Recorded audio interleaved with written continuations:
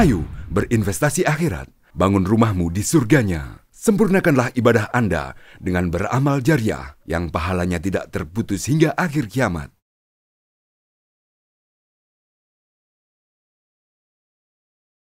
A'udzu billahi minasy syaithanir rajim.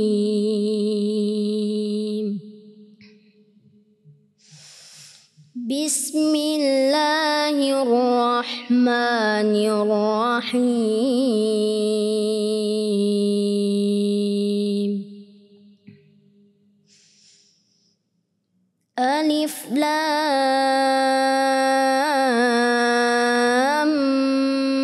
Mim. Allahu la ilaha illa huwal hayyul qayyum. Nazzala 'alaikal kitaba bil haqqi musaddiqan lima baina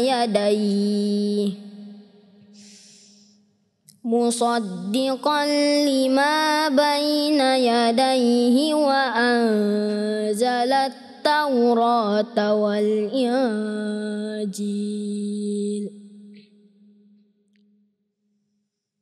min qablu hudan linnasi wa anzalal furqan.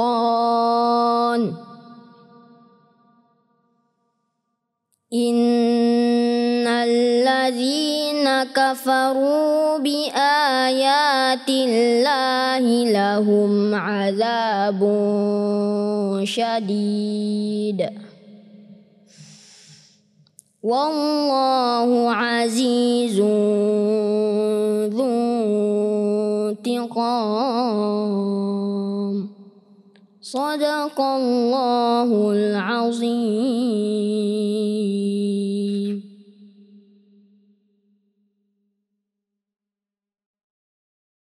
Bismillahirrahmanirrahim. Assalamualaikum warahmatullahi wabarakatuh. Alhamdulillahi wa kafa. Wassalatu wassalamu ala rasulihil mustafa wa ala alihi wa ashabihi ahlus sidqi wal wafa. Ashhadu an la ilaha illallah wahdahu la syarikalah wa ashhadu anna Muhammadan abduhu wa rasuluh. Allahumma fasalli wa sallim wa barik ala sayyidina wa habibina Muhammad wa ala alihi wa ashabihi wa man tabi'ahum bi ihsanin ila yaumiddin. Para hadirin, pemirsa dan pendengar yang dirahmati Allah. Alhamdulillah, pada kesempatan yang berbahagia ini, semoga ini kesempatan yang dirahmati oleh Allah Subhanahu wa taala, diberkahi oleh Allah Subhanahu wa taala. Kita akan membaca dan mengkaji surah Ali Imran. Ali Imran yang diartikan dengan keluarga Imran. Siapa ini Imran? Ada dua pendapat dari ulama kita. Ada yang menyatakan bahwa Imran ini adalah salah seorang nabi. Ada yang menyatakan dia orang saleh sebagaimana orang-orang saleh lainnya yang juga disebutkan oleh Allah Subhanahu wa taala di dalam Al-Qur'an. Tapi yang pasti, para hadirin yang dirahmati Allah, bahwa Imran ini nantinya dia mempunyai seorang anak perempuan yang bernama Maryam. Maryam ini melahirkan seorang anak yang bernama Isa alaihissalam. Isa inilah yang juga punya peranan penting di dalam mendakwahkan ajaran Allah Subhanahu wa Ta'ala. Itu sebabnya sehingga Alu Imran, keluarga Imran ini disebutkan oleh Allah Subhanahu wa Ta'ala menjadi salah satu nama dari surah yang ada di dalam Al-Quran. Ali Imran. Para hadirin yang dirahmati Allah. Surah Ali Imran ini diawali dengan Alif Lam Mim. Sebuah huruf atau rangkaian huruf-huruf yang sama di awal dari surah Al-Baqarah. Selengkapnya Allah Subhanahu wa Ta'ala berfirman, A'udzu billahi minasyaitonir rajim. Alif Lam Mim. Allahu la ilaha illa huwal hayyul qayyum. Allah, tak ada Tuhan selain Ia, Al-Hayyul Qayyum, yang maha hidup dan maha berdiri sendiri. Para hadirin, pemirsa dan pendengar yang dirahmati Allah. La ilaha illahu. Allah, la ilaha illahu. Allah, tak ada ilah, tak ada sembahan, tak ada Tuhan kecuali hanya Dia semata. Ilah-ilah yang lain yang diakui oleh manusia itu tentu tidak diakui oleh Allah Subhanahu wa Ta'ala. Karena mereka semua itu adalah makhluk. Sedangkan Allah adalah Sang Khalik, Sang Pencipta. Tidak mungkin makhluk yang dicipta itu melampaui batas dari kemampuannya. Sedangkan Allah, Sang Pencipta, tentu tak ada batas. Jadi, tak boleh menjadikan manusia sebagai Tuhan. Tak boleh menjadikan patung sebagai Tuhan. Tak boleh menjadikan uang, kedudukan sebagai Tuhan.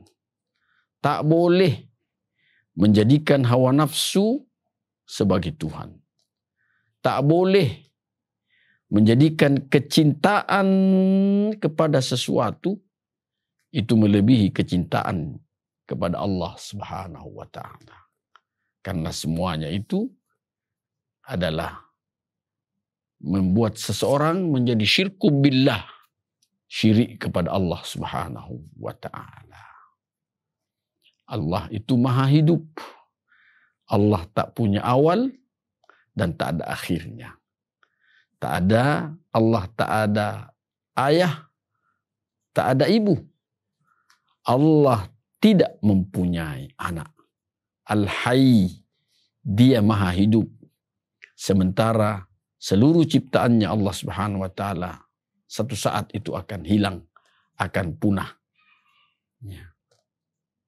Kullu man 'alaiha fan wa yabqa wajhu rabbika dzul jalali wal ikram.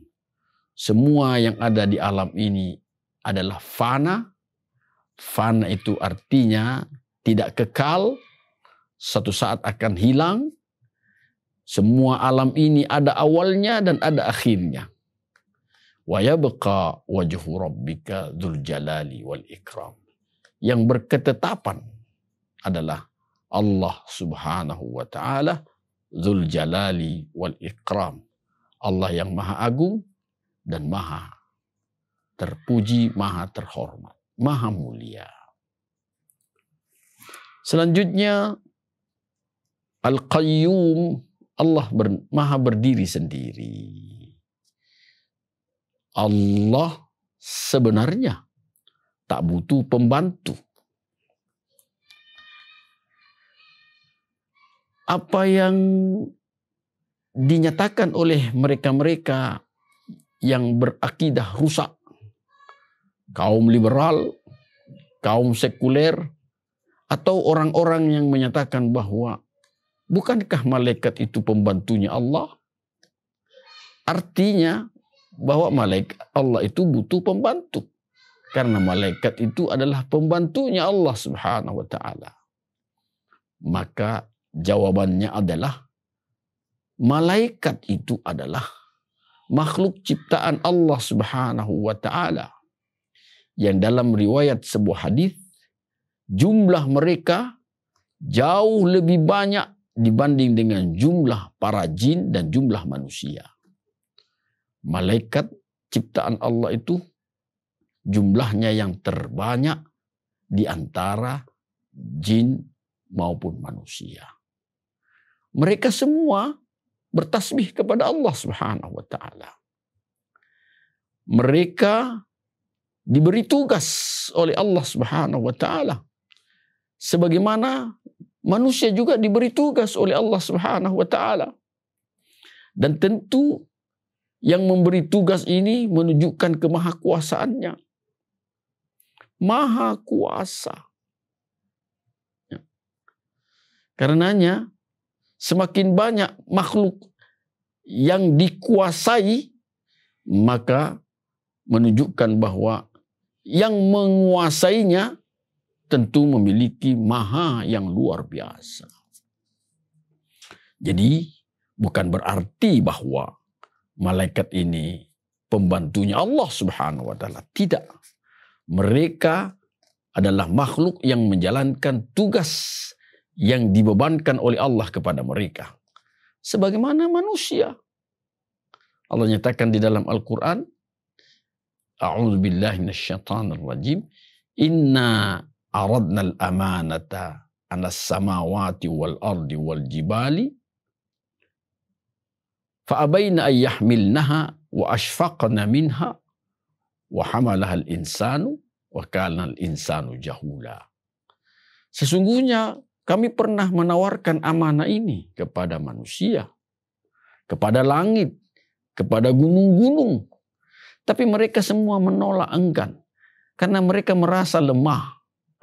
Wa hamalaha al-insan, tapi manusia ini mau menjalankan amanah ini. Wa kana al-insanu jahula. Padahal manusia itu pada dasarnya bodoh. Amanah apa itu? Yaitu amanah melaksanakan syariat Allah Subhanahu wa ta'ala. Amanah dinul Islam yang harus disampaikan, yang harus dijalankan di muka bumi ini sehingga manusia dan bumi ini mengalami kesejahteraan. Jadi mereka yang punya ilmu tentu diberi amanah untuk melaksanakan dan merealisasikan, mengajarkan ilmu yang dimilikinya. Mereka yang punya jabatan, punya amanah. Mereka harus berkontribusi yang terbaik dengan jabatan yang dimilikinya. Siapapun juga manusia ini, ya, tentu punya tugas dan tanggung jawab. Yang paling kecil adalah amar ma'ruf, nahi mungkar. Mengajak kepada kebaikan, mencegah kemungkaran. Jamaah yang dirahmati Allah, kita kembali bahwa Allah itu maha berdiri sendiri. Kalau Allah menghendaki sesuatu, Allah hanya berucap, kun fayakun. Jadilah, maka jadilah ia. Tak ada yang bisa membantah dan menolak kehendak Allah Subhanahu wa ta'ala. Al-Qayyum, maha berdiri sendiri. Di ayat yang ketiga Allah Subhanahu wa taala melanjutkan, nazzala 'alaikal kitaba bil haqq musaddiqan lima baina yadayhi wa anzalat taurata wal injil. Allah telah menurunkan kepadamu wahai Muhammad al-kitab bil haqq, dengan kebenaran. Musaddiqan lima baina yadayhi. Alkitab itu yang diturunkan kepada Muhammad, yang dia itu adalah al-haq, juga membenarkan kitab-kitab yang terdahulu. Wa anzalat taurata wal injil. Allah juga menurunkan Taurat dan Injil. Min qablu, sebelumnya, sebelum dari Al-Quran itu, Taurat dan Injil itu hudal linnas. Dia sebagai petunjuk bagi manusia. Wa anzalal furqan. Allah juga menurunkan Al-Furqan. Innal ladzina kafaru bi ayatillah. Sesungguhnya orang yang kufur, yang ingkar terhadap ayat-ayat Allah, lahum adzabun syadid. Bagi mereka siksa yang sangat keras. Wallahu azizun dzuntiqam. Allah itu maha perkasa. Allah itu memiliki dendam. Hadirin kaum muslimin, pemirsa dan pendengar yang dirahmati Allah. Quran. Allah jaminkan al-haq. Quran itu adalah kebenaran. Kenapa? Karena Quran itu kalamullah, firman Allah Subhanahu wa taala. Allah tidak mungkin salah. Sekali lagi, Allah tidak mungkin salah. Allah yang menciptakan manusia. Tentu Allah yang maha tahu apa yang dibutuhkan oleh manusia. Allah maha tahu apa yang berbahaya bagi manusia. Allah maha tahu apa-apa saja yang menyengsarakan manusia. Karenanya Allah membuat buku petunjuk hidup. Dan buku petunjuk hidup ini kebenaran mutlak. Itulah Alkitab. Itulah Al-Quran. Karenanya jamaah yang dirahmati Allah, mereka yang jauh dari Al-Quran, maka mereka akan mengalami ketersesatan hidup. Mereka akan mengalami kegelisahan hati. Mereka akan mengalami kehidupan yang terombang-ambing. Itulah sebabnya sehingga Allah Subhanahu wa taala memerintahkan bagi orang-orang yang beriman untuk benar-benar mengamalkan Al-Quran. Agar manusia ini di dunia dia mengalami ketenangan, kebahagiaan, kesejahteraan, kedamaian. Berkelanjutan nanti di akhirat, mereka akan menjadi orang-orang yang selamat, orang-orang yang berbahagia. Merugilah orang yang mengabaikan Al-Quran, petunjuk Allah Subhanahu wa taala. Sekali lagi, merugi orang yang tidak mengindahkan, menjauhkan diri dari petunjuk Allah Subhanahu wa taala. Selanjutnya Allah juga menyatakan musaddiqan lima baina yadayhi. Al-Quran itu dia membenarkan kitab-kitab yang terdahulu. Apakah itu kitab Taurat, Injil, Zabur, atau Al-Masahib, mushaf yang pernah diturunkan oleh nabi-nabi yang terdahulu. Karena semua itu juga datangnya dari Allah Subhanahu wa ta'ala. Artinya kitab-kitab yang terdahulu sebelum Al-Quran itu tidak mungkin bertentangan dengan Al-Quran. Kalaupun ada orang yang bilang bahwa ada hal-hal yang bertentangan antara kitab Al-Quran dengan kitab-kitab yang lain, maka ketahuilah bahwa yang bertentangan itu adalah karena sudah dirubah, sudah dipalsukan. Dirubah dan dipalsukan sehingga bertentangan dengan Al-Quran. Al-Quran ini dijamin oleh Allah tak bisa dirubah. Sedangkan kitab-kitab yang lain tak ada jaminan dari Allah Subhanahu wa ta'ala. Allah nyatakan dengan tegas, inna nahnu nazzalna al-Qur'ana wa inna lahu lahafizun. Kami yang menurunkan Al-Quran, kata Allah, dan kami yang menjaganya. Sementara kitab yang lain tak ada ayat yang menjelaskan bahwa mereka itu, kitab-kitab itu dijaga oleh Allah Subhanahu wa ta'ala. Itulah sebabnya ada peluang bagi orang-orang yang berpikiran bengkok untuk merubah kitab-kitab suci mereka. Dan mereka menyatakan, hadza min indillah. Ini datangnya dari Allah Subhanahu wa ta'ala untuk menguatkan upaya mereka dalam perubahan kitab suci mereka itu. Musaddiqan lima baina yadayhi wa anzala at-taurata wal injil. Allah menurunkan kitab Taurat, Allah pula yang menurunkan kitab Injil. Min qablu hudan linnas. Sebelum Al-Quran itu, maka umat yang terdahulu itu memakai kitab Injil dan Taurat. Itu menjadi petunjuk bagi manusia. Wa anzalal furqan. Kemudian Allah menurunkan Al-Furqan. Sesudah Taurat dan Injil, Allah menurunkan Al-Furqan.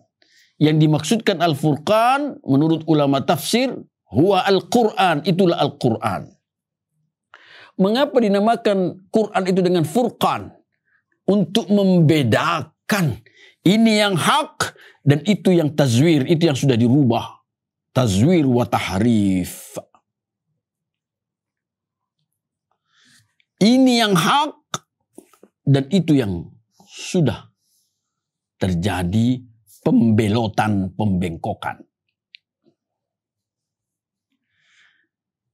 Jadi jamaah yang dirahmati Allah, Al-Furqan itu nama lain daripada Al-Quran.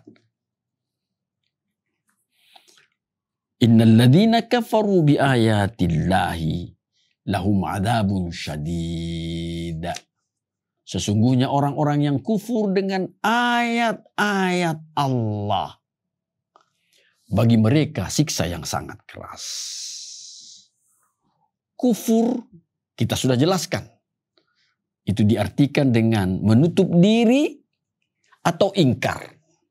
Mereka yang menutup diri dari Al-Quran, mereka yang menutup diri dari kebenaran, maka mereka itu akan mendapatkan azab yang sangat keras.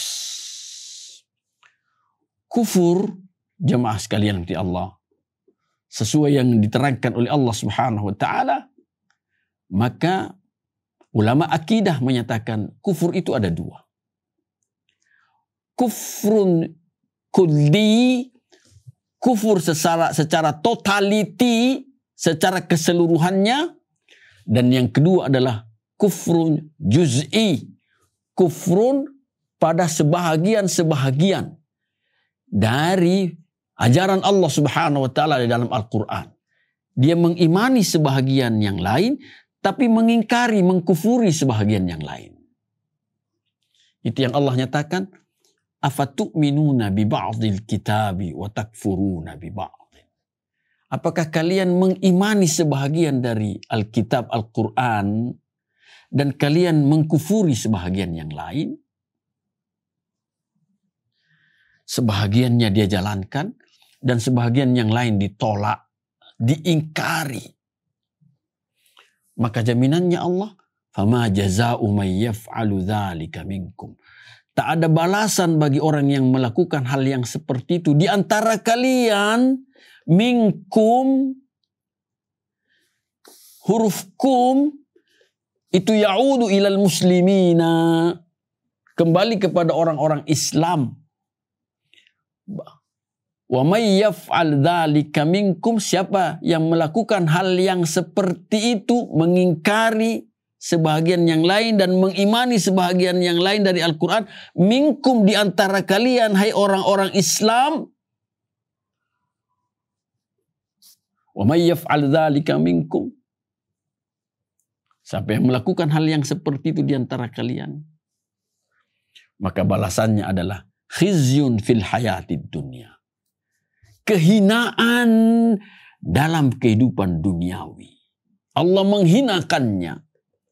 Wasaturadduna ila asyaddil azab, dan nanti kalian akan dikembalikan kepada siksa yang maha keras. Wa bi'sal masir, itulah seburuk-buruk tempat kembali. Tidak akan pernah ada kebahagiaan, ketenangan, kemuliaan bagi mereka yang memilih-milih dan memilah-milah dalam menjalankan Al-Quran. Yang enak menurut perasaannya, menurut akalnya cocok dia jalankan. Yang tidak enak menurut perasaannya, tidak sesuai dengan akalnya ditinggalkan. Pertanyaannya tentu adalah, hei kalian manusia, kaliankah yang mengatur Allah? Atau Allah yang mengatur kalian? Quran ini pedoman hidup mengatur manusia. Jangan berbalik. Manusia sok mau mengatur Allah subhanahu wa ta'ala. Manusia sok mau menyalahkan Allah subhanahu wa ta'ala. Manusia sok menyatakan bahwa Allah masih ada kekurangannya. Hei manusia, apa kapasitas dan kapabilitas Anda? Kita ini juhala, kita ini bodoh. Hanya karena Allah yang mengajarkan manusia sehingga manusia ini bertambah pengetahuannya. Itulah sebabnya Allah nyatakan mereka yang kufur dengan ayat-ayat Allah, lahum adzabun syadid. Bagi mereka siksa yang sangat keras. Di akhir ayat itu Allah nyatakan, wallahu azizun zuntiqam. Allah maha perkasa. Allah yang memiliki dendam. Apa itu dendam, jemaah sekalian? Dendam adalah mengumpulkan kesalahan seseorang, kemudian diutarakan sekaligus, juga diberi ganjaran, hukuman juga sekaligus. Itulah dendam. Mengumpulkan kesalahan seseorang, dikemukakan pada satu ketika dan diberi balasan atas kesalahan itu. Yang berhak mendendam hanya Allah subhanahu wa ta'ala. Sedangkan manusia tidak boleh memiliki sifat Allah pendendam ini. Mengapa Allah berhak mendendam? Perhatikanlah. Sekian banyak mereka yang durhaka kepada Allah subhanahu wa ta'ala. Durhaka kepada Allah. Tapi Allah juga masih membentangkan nikmatnya kepada mereka. Si pendurhaka itu. Allah masih memberi mereka rezeki. Allah masih menghamparkan rezeki kepada mereka. Allah masih menghamparkan udaranya kepada mereka. Allah masih menghamparkan panca inderanya kepada mereka. Yang semua itu tak bisa dihitung. Tak bisa dinilai. Allah masih membentangkan peluang-peluang yang lain kepada mereka. Sekian lama mereka durhaka kepada Allah. Sekian lama juga mereka masih diberi nikmat oleh Allah Subhanahu wa ta'ala. Nikmat duniawi. Tapi nanti di akhirat, semua kedurhakaan mereka itu diungkap dan diungkit oleh Allah Subhanahu wa ta'ala. Lantas diberi balasan seketika itu juga. Inilah yang dimaksudkan dengan Dzuntiqam, Allah yang memiliki dendam. Para hadirin yang dirahmati Allah. Mari, hal yang pertama yang kita harus lakukan adalah jangan sampai ada keraguan pada diri kita tentang kebenaran Al-Quran. Di awal surah Al-Baqarah kita sudah singgung. La raiba fih, dzalikal kitabu la raiba fih. Al-Quran ini tak ada keraguan di dalamnya. Kita harus yakin kebenaran mutlak Al-Quran. Yang kedua, berusaha kita sekuat kemampuan untuk mengamalkan apa yang kita bisa. Jangan ada penolakan. Kalaupun ada perintah Allah Subhanahu wa ta'ala, larangan Allah yang belum bisa kita laksanakan karena pada saat ini belum bisa. Bukan berarti menolak. Kita yakin bahwa apa yang petunjuk Allah itu kebenaran mutlak. Cuma belum bisa kita jalankan pada kesempatan ini. Bermohonlah kepada Allah. Ya Allah, beri saya kekuatan dan kesempatan untuk bisa mengamalkannya di lain waktu. Di hari esok. Dan ini azam. Ini adalah semangat yang membara untuk senantiasa bisa memperbaiki kualitas dan kuantitas keislaman kita, penyerahan diri kita kepada Allah Subhanahu wa ta'ala. Disinilah kaitannya antara apa yang dinyatakan oleh Rasulullah yang sudah sering kita ucapkan, sudah sering kita sampaikan. Rasulullah menyatakan khairun nas, manusia yang terbaik, man ta'ala umruhu wa hasuna amaluhu. Orang yang umurnya bertambah panjang, tetapi semakin diperbaiki amalan-amalannya. Meningkat kualitas dan kuantitas penyerahan dirinya kepada Allah Subhanahu wa ta'ala. Insya Allah kali datang kita sambung. Adanallah wa iyyakum ajma'in. Assalamualaikum warahmatullahi wabarakatuh. Ayo dukung media dakwah Masjid Agung Al-Akbar dengan ikut berdonasi pengadaan alat multimedia dan operasional dakwah. Usia boleh terputus, pahala jariah mengalir terus.